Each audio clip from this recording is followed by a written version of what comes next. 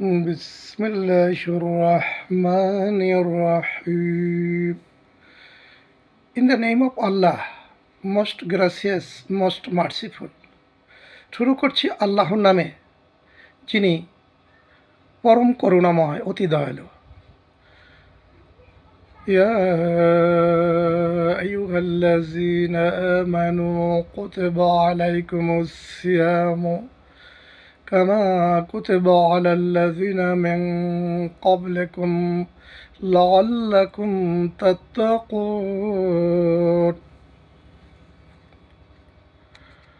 Oh, ye who believe, fasting is prescribed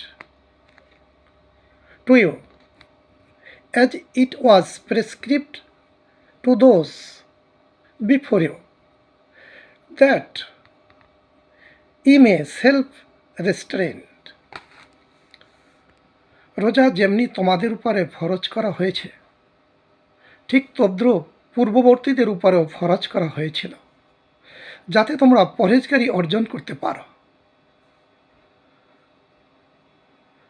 মহান আল্লাহ তাআলা মহাগ্রন্থ আল কোরআনের সূরাতুল বাকারার 183 নং আয়াতের মাধ্যমে আল্লাহ তাআলা আমাদেরকে রোজা সম্পর্কে জানিয়েছেন। হযরত আবু হুরায়রা রাদিয়াল্লাহু তাআলা আনহু থেকে বর্ণিত, রাসূলুল্লাহ সাল্লাল্লাহু আলাইহি সাল্লাম বলেছেন, যারা রমজান মাসের রোজা রাখবে, আল্লাহ তাদের জীবনের সমস্ত গুনাহ মাফ করে দেবেন। হযরত আবু হুরায়রা রাদিয়াল্লাহু তাআলা আনহু থেকে আরও বর্ণিত, হুজুর পাক সাল্লাল্লাহু আলাইহি সাল্লাম বলেছেন, প্রত্যেক বস্তুর যাকাত রয়েছে, আর মানুষের শরীরের যাকাত হলো রোজা।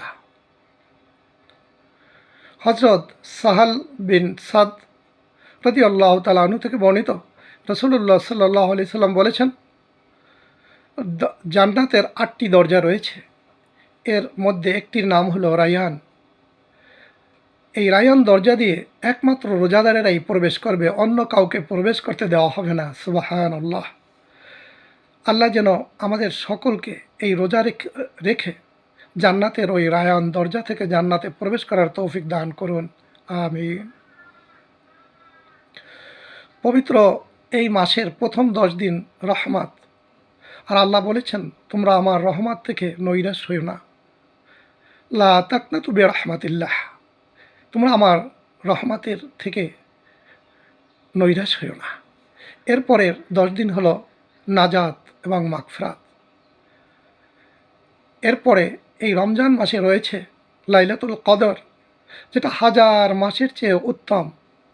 86 বছর 4 মাসের সমান একটি রাত্রে ইবাদত করলে আল্লাহ পাক ওই কদরের রাত্রে মানুষকে মাফ করে দেন, তাদের গুনাহগুলি মাফ করে দেন। এই রমজান মাসের পবিত্র কোরআন অবতীর্ণ হয়েছেন। শুধু কোরআন নয়, ইনজিল সহ অন্যান্য সহিফা অন্যান্য নবী রাসূলদের উপরে অবতীর্ণ করা হয়েছে।